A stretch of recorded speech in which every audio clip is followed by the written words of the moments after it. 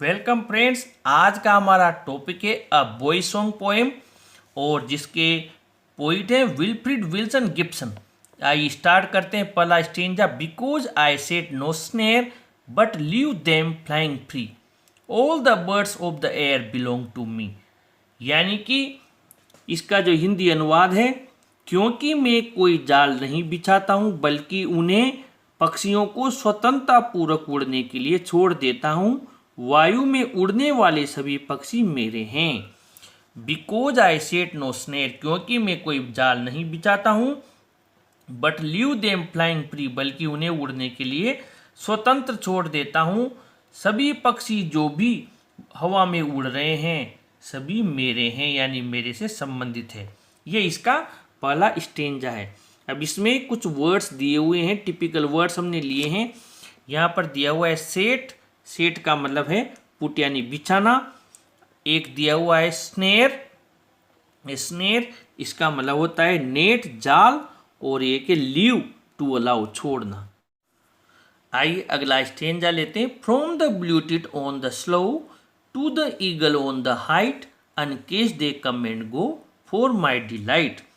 जंगली बेर के पेड़ या झाड़ी पर बैठी एक सामान्य चिड़िया, ब्लू टिट का मतलब एक सामान्य चिड़िया, स्लो का मतलब जंगली बेर की झाड़ी, यानी जंगली बेर की झाड़ी पर बैठी एक सामान्य चिड़िया ब्लू टिट, जिसको राम गंगरा पक्षी भी कहा जाता है, से लेकर to the eagle on the height, ऊंचाई पर उड़ने वाले बाज तक, uncaged they come and go for my delight, जितने भी पक्षी हैं सारे पक्षी मेरी खुशी के लिए, अनकेस्ड का मतलब कि फ्री, अनकेस्ड का मतलब जो कि किसी में भी पिंजरे में बंद नहीं है, मेरी खुशी के लिए स्वतंत्र विचरण करते हैं, आते और जाते हैं। ऐसा कवि दूसरे स्टेंजा में कहता है।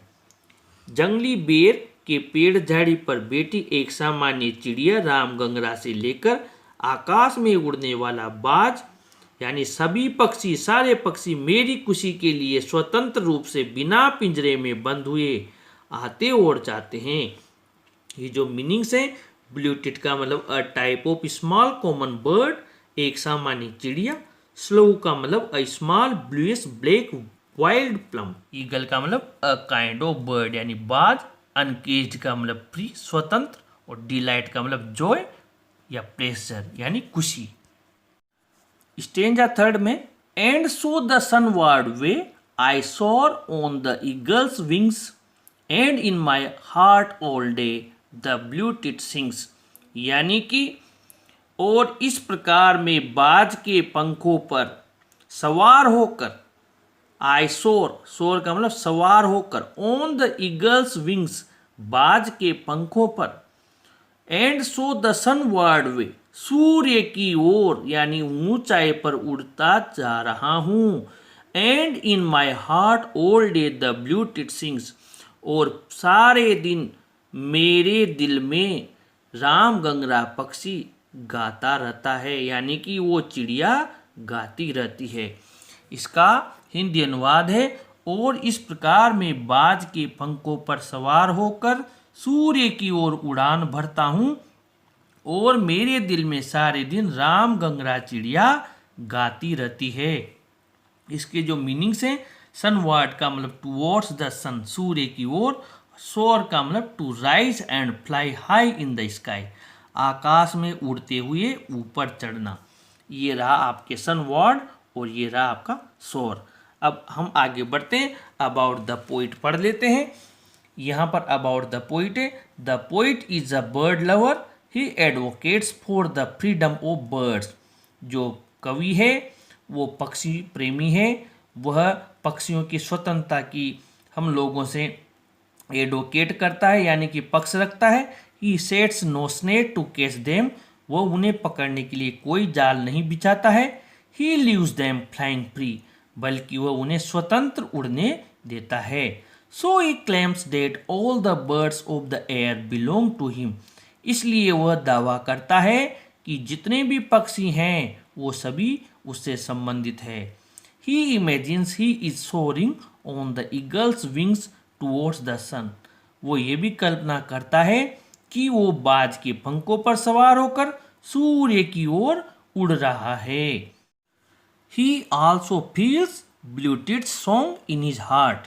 वह अपने दिल में राम गंगरा चिड़िया का गीत भी महसूस करता है। ये अबाउट द पोइट है। इस जो हमने इसके बारे में जितनी भी लाइंस लिखी हैं ये हमारी क्वेश्चंस आंसर्स में काम आएगी। अबाउट द पोएम में है the poem is about nature's precious gift of freedom to all its inhabitants. ये कविता प्रकृति के जो प्रीशियस यानी कि कीमती उपहार है स्वतंत्रता का इसके सभी निवासियों को उसके बारे में है। The poem tells us that like man birds are also an important part of life that add to the beauty of nature.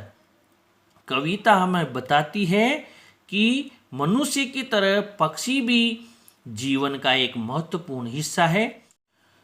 वे प्रकृति की सुंदरता को ऐड करते हैं यानी बढ़ा देते हैं। And joy to humanity only when they are allowed to fly free. और मानवता के लिए खुशियाँ भी साथ में ऐड कर देते हैं, जोड़ देते हैं, लेकिन कब? जब उन्हें स्वतंत्र विचरण करने के लिए छोड़ दिया जाए। In the open air and the vast expanses of the limitless sky. खुले हवा में और असीमित आसमान के विस्तृत फैले हुए क्षेत्र में the poet articulates his views on the birds by establishing an emotional bond with them। कवि अपने विचार प्रकट करता है पक्षियों के बारे में। एक भावनात्मक बॉन्ड का मतलब होता है कि हमारा संबंध जोड़ देता है उनके साथ में। He shows a tendency towards empathy। वह समानुभूति की प्रवृत्ति को भी प्रकट करता है। टेंडेंसी यानी प्रवृत्ति, एम्पैथी यानी समानुभूति। अब इसके question answers. Why do all the birds belong to the poet. जितने भी पक्षी हैं वो कवि से क्यों संबंधित है?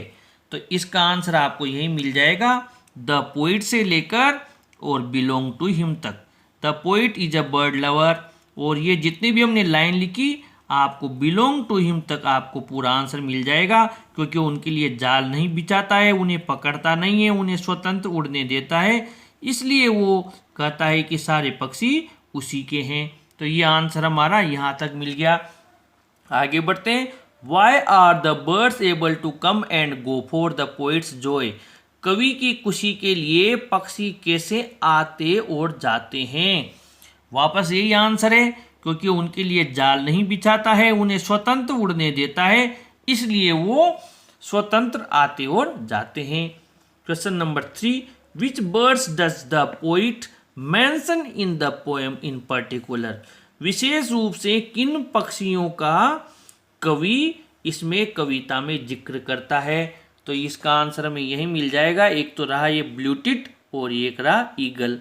तो ये दोनों पक्षियों का कवि इसमें जिक्र करता है। ये हमारा आंसर हो गया। Question number 4। What does the expression sunward way in the poem mean. यानी कि सनवर्ड वे का कविता में क्या अभिप्राय है? तो इसका आंसर अभी हमने लिखा, towards the sun. Sunward way means towards the sun यानी सूर्य की ओर। आगे बढ़ते हैं।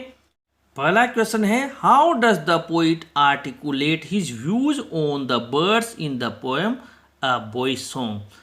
यानी कि कवि जो पक्षी हैं उनके ऊपर अपने विचार क्या दृष्टिकोण प्रकट करता है? आंसर के लिए आपको कहीं जाने की जरूरत नहीं है। अभी हमने अबाउट द पोएम पढ़ा था, इसमें ये यहाँ पर आपको लाइन मिल जाएगी, the poet articulates his views on the birds by establishing से लेकर यहाँ पर एम्पैथी तक। ये लाइन आपकी इस आंसर में चल जाएगी।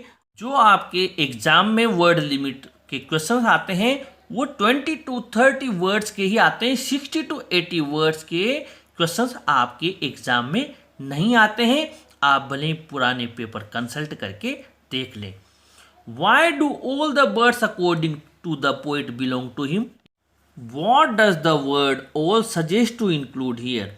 और जो ऑल वर्ड आया है वो यहाँ पर क्या सुझाव देने के लिए शामिल किया गया है? तो जो यहाँ पर ये जो पहला हमारे क्वेश्चन है इसमें दो भाग हैं कि सारे पक्षी कवि से क्यों संबंधित है। इसके लिए आपको अलग से आंसर याद करने की जरूरत नहीं है। The poet is a bird lover से लेकर ये रहा एयर बिलोंग टू हिम, वापस इसी में से ये हमारा आंसर बन जाएगा। और इसी का जो दूसरा भाग है what does the word all suggest to include here, इसका आंसर हमें अलग से लिखना पड़ा है। ये हमने लिख लिया the word all here suggest to include all the inhabitants of nature, all the birds of the air from blue tip to the eagle. ये हमने यहाँ पर आंसर लिखा है। ऑल शब्द यहाँ पर ये सुझाव देने के लिए शामिल किया गया है कि प्रकृति के सभी निवासी राम गंगरा पक्षी से लेकर बाज तक के सभी पक्षी, यहाँ पर ये ऑल शब्द इन्हें बताने के लिए ही प्रयोग किया गया है, शामिल किया गया है। और थर्ड क्वेश्चन दिया हुआ है summarise the poet's views as expressed in the poem a boy song in your own words, यानी कि कवि के विचार प्रकट कीजिए अपने शब्दों में। इसमें भी आपका यही आंसर चल जाएगा, अबाउट द पोइट वाला यही कवि के विचार हैं, ये पूरा का पूरा आंसर आपका चल जाएगा। इस प्रकार हमने मात्र 3 आंसर लिखकर और सारे क्वेश्चन आंसर्स इसके कर लिए हैं। अगर आपको ये प्रयास अच्छा लगा हो तो आप चैनल को जरूर सब्सक्राइब कीजिए। Thank you.